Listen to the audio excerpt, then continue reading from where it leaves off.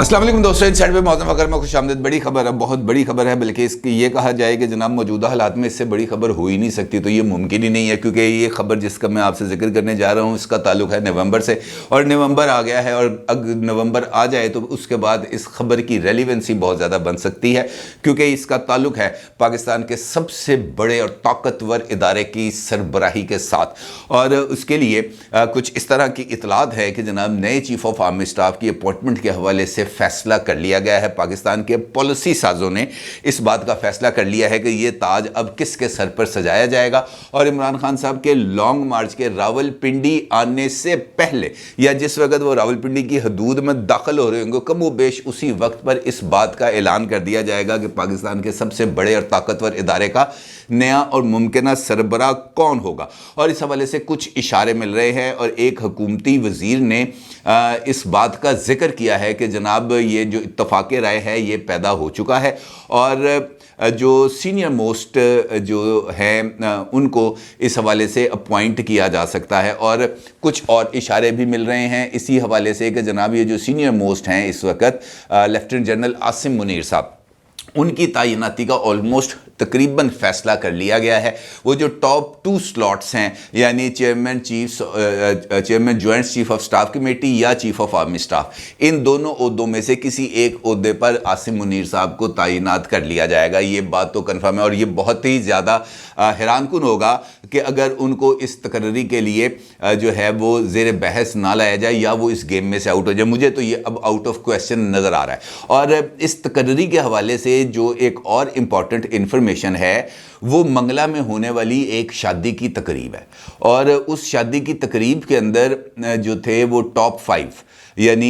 ये जो भी रिटायरमेंट्स होनी है, इन रिटायरमेंट्स के बाद ये जो पिक्चर क्लियर होगी उसके अंदर जो टॉप 5 हैं जिनमें से सिलेक्शन की जाएगी नए मुमकिन चीफ ऑफ आर्मी स्टाफ की, वो उस शादी की तकरीब के अंदर भी मौजूद थे। और ये बताया जाता है कि जनाब उनके आपस के अंदर भी बड़े ज़बरदस्त किस्म के ताल्लुकात हैं, और ये ऑलमोस्ट अब तमाम चीज़ों को पता चल गया है, तमाम लोगों को पता चल गया है कि ये किसके सर पर ये वाला जो हुमा है ये बैठेगा। लिहाजा जिसके सर पर हुमा बैठने वाला होता है या जिसके सर पे ये ताज सजने वाला होता है उसको कुछ खुसूसी किस्म का प्रोटोकॉल मिलना शुरू हो जाता है। ये अमूमी तौर पर हमने देखा है, हमारे समाजी रवैये भी इसी तरह के होते हैं। तो जब ये प्रोटोकॉल मिलना शुरू हो जाता है ना, किसी बंदे को अहमियत मिलना शुरू हो जाती है, दूर दूर से लोग आके खामखा हाथ मिलाना शुरू करते हैं, और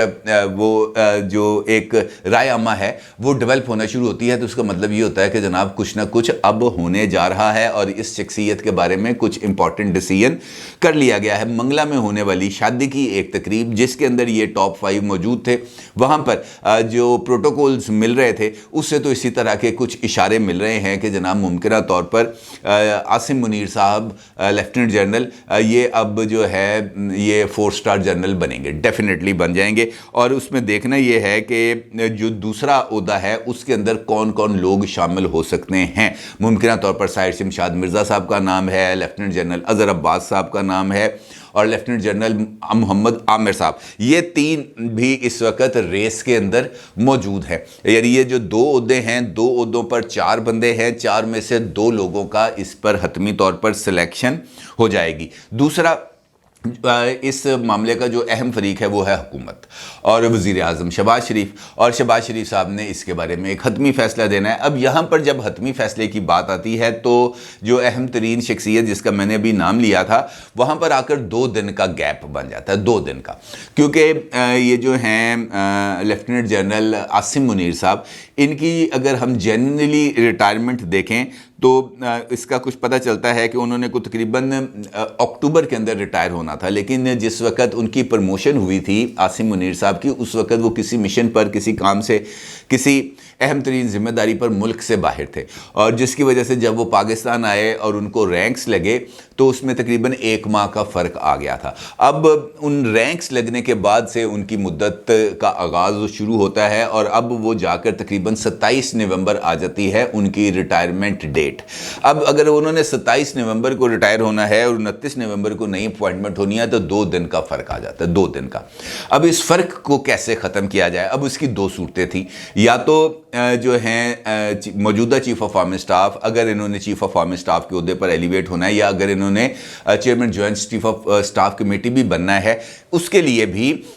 یا تو وہ عہدے دونوں جو ہے وہ قبل از وقت خالی کیے جائیں، یعنی 27 سے پہلے خالی ہوں اور 27 سے پہلے یہ چارج لے لیں تو ان کو پھر اگلا جو ٹرم مل جائے گی 3 سال کی، اور اس کے اندر کسی قسم کی کوئی قباحت نہیں رہ جائے گی۔ لیکن جو ایس او پیز ہیں اس کے مطابق اس عہدے نے 29 نومبر کو ہی خالی ہونا ہے، اور 29 نومبر کو ہی جو کمانڈ سٹک ہے وہ نئے چیف آف آرمی اسٹاف کو ملنی ہے۔ لہٰذا یہ جو 2 دن کا گیپ ہے اس کے اوپر بہت زیادہ بحث چل رہی تھی، اور اس کے بارے میں کوئی رائے یا کوئی راستہ تلاش کرنے کے حوالے سے بھی کچھ خبریں تھیں جو گرم تھیں، اور پرانی فائلیں دیکھی جا رہی تھیں وزارت دفاع میں بھی، وزیر اعظم آفس میں بھی، اسٹیبلشمنٹ ڈویژن میں بھی، کہ یار ماضی کے اندر اگر کچھ ایسا ہوا ہو، کوئی ایسی مثال، کوئی پریسیڈنٹ، کوئی راستہ، کوئی طریقہ، کوئی دروازہ، کوئی ونڈو آف اپرچونٹی جس کے ذریعے یہ والا جو ہمارا مرحلہ ہے یہ آسان ہو جائے۔ فائلیں آپ کو پتہ ہے پھر ریکارڈ کے اندر جب بندہ گھس جاتا ہے تو پھر فائلیں تلاش کرنا شروع کرتے ہیں، پھر کوئی نہ کوئی راستہ نکل آتا ہے۔ اسی طریقے سے فائلوں کی ریکارڈ روم کے اندر تلاش کے دوران بتایا یہ جا رہا ہے کہ ایک فائل مل گئی تھی، اور اس فائل میں بھی اسی قسم کی کوئی سچویشن موجود تھی جہاں پر ایک شخصیت نے ریٹائر ہونا تھا لیکن ان کو آگے بڑھانا تھا اور ان کے عہدے میں توسیع کرنی تھی، لہٰذا اس کے لیے پھر خصوصی طور پر خصوصی اختیارات استعمال کیے گئے آرمی ایکٹ کے اندر جو کچھ پروویژنز ہیں اس کے تحت، اور اس وقت کے وزیر اعظم نے یہ والا کام کیا۔ وہ فائل کے بارے میں جو بتایا جا رہا ہے، یہ بتایا گیا ہے، مجھے نہیں پتا کہ یہ درست ہے یا غلط، لیکن ڈیفینیٹلی جو اس قسم کی انفارمیشن دیتے ہیں وہ کوئی ایویں خام خواہ کی تو انفارمیشن نہیں دیتے۔ فائل میں نے خود نہیں دیکھی، البتہ یہ بتایا جا رہا ہے کہ ماضی کے اندر ایک ہمارے ہوا کرتے تھے عمران خان صاحب کے بہت قریبی جنرل تھے، ان کا نام تھا لیفٹیننٹ جنرل احمد شجاع پاشا صاحب، جو D G I S I رہ چکے ہیں۔ ان کی فائل کے اندر سے کچھ اس قسم کی چیز برآمد ہوئی ہے کہ ان کو توسیع دینے کے لیے جو اس وقت کے وزیر اعظم تھے انہوں نے کچھ خصوصی اختیارات استعمال کیے تھے اور ان کو چند دن کی ایکسٹینشن دے دی تھی، اور اس ایکسٹینشن کے نتیجے میں ان کی جو اگلی تقرری تھی وہ ممکن ہو سکی تھی۔ اب یہ پریسیڈنٹ اب چونکہ سامنے آ گیا تو اس کا مطلب یہ ہے کہ اگر حکومت کا یا پرائم منسٹر شہباز شریف صاحب کا فیصلہ عاصم منیر صاحب کے حق میں ہوتا ہے تو وزیر اعظم صاحب اسی پریسیڈنٹ کی روشنی میں عاصم منیر صاحب کو ہفتے 10 دن کی مہینے کی ایکسٹینشن وہ دے سکتے ہیں، جس کے بعد وہ اس ریس میں آ سکتے ہیں، اور وہ جیسے ہی ان کا نوٹیفیکیشن ہوگا 29 نومبر کا تو وہ چونکہ عہدے پر موجود ہوں گے تو ان کو جو نیا عہدہ ملے گا، جو نیا چارج ملے گا، اس کے تحت وہ اگلے 3 سال کے لیے چیف آف آرمی اسٹاف یا chairman joint chief of staff committee کے عہدے پر فائز ہو سکتے ہیں۔ اس کا مطلب یہ ہے کہ کوئی نہ کوئی راستہ نکالا گیا ہے، اور اسی طریقے سے اہم ترین حکومتی وزیر نے اس بات کی تصدیق کی ہے کہ جناب اگلے 7 سے 8 دن میں نئے چیف آف آرمی اسٹاف کی اپوائنٹمنٹ کے حوالے سے جو اعلان ہے وہ کر دیا جائے گا۔ اس کا مطلب یہ ہے، اگر یہ جو میں نے آپ کو ڈیٹیلز بتائی ہیں، اس کا مطلب یہ ہے کہ عمران خان صاحب آج ہی بلکہ ابھی کچھ دیر پہلے ایک نیا شیڈول آیا ہے اسد عمر صاحب جو پاکستان تحریک انصاف کے سیکرٹری جنرل ہیں ان کی طرف سے، اور انہوں نے جو نیا شیڈول جاری کیا ہے اس کے مطابق عمران خان صاحب نے تو آج پنڈی بائی پاس سے آغاز کرنا ہے اپنے لانگ مارچ کا، اور انہوں نے گکھڑ منڈی پہ آج جا کے اس کا اختتام کرنا ہے، اور پنڈی پہنچنے کی جو ڈیٹ دی گئی ہے اس میں 10 نومبر کی دی گئی ہے۔ 10 نومبر کو عمران خان صاحب کا جلوس روات پہنچے گا اور 11 نومبر کو اسلام آباد کی طرف وہ روانہ ہوگا۔ اس کا مطلب یہ ہے کہ عمران خان صاحب ممکنہ طور پر 11 نومبر کو اسلام آباد جائیں گے۔ اس کا مطلب یہ ہے کہ یہ جو اگلے 7-8 دن ہیں، انہی دنوں کے اندر جس وقت عمران خان صاحب پنڈی ڈویژن کی حدود میں داخل ہو رہے ہوں گے، اسی دوران چیف آف آرمی اسٹاف کی اپوائنٹمنٹ کا عمل جو ہے وہ انجام کو پہنچنے والا ہوگا یا پہنچ چکا ہوگا۔ اس کا مطلب یہ ہے، اگر میں غلط نہیں ہوں تو عمران خان صاحب کا یہ جو لانگ مارچ ہے اس کو دانستہ طور پر گو سلو کی پالیسی پر چلایا جا رہا ہے، اور عمران خان صاحب جس وقت پہنچیں گے راول پنڈی ڈویژن کی حدود میں گجر خان وغیرہ وغیرہ کسی بھی جگہ پر، تو اس کے بعد عمران خان صاحب اپنا یہ جو چیف آف آرمی اسٹاف کی اپوائنٹمنٹ ہے اس معاملے کو لے کر کچھ تلخ نوائی کر سکتے ہیں ممکنہ طور پر، اور اس کو ٹارگٹ پر بھی لیا جا سکتا ہے، کیونکہ کل بھی کنٹینر پر 2-3 ٹی وی چینلز کے ساتھ انٹرویو میں عمران خان صاحب نے جنرل باجوہ صاحب کا نام لے کر ان کے اوپر تنقید کی ہے، اور انہوں نے باضابطہ طور پر اس بات کا ذکر کیا۔ پہلے تو وہ اشاروں کے اندر کرتے رہے نا کہ جناب ان لوگوں کے نزدیک کرپشن کوئی معنی نہیں رکھتی، ان کے نزدیک کرپشن کی کوئی اہمیت نہیں ہے، یہ کرپشن کو برا نہیں سمجھتے، اس قسم کی باتیں اشاروں کنایوں میں کی، لیکن کل باضابطہ طور پر نام لے کر کی۔ اس کا مطلب یہ ہے کہ وہ عمران خان صاحب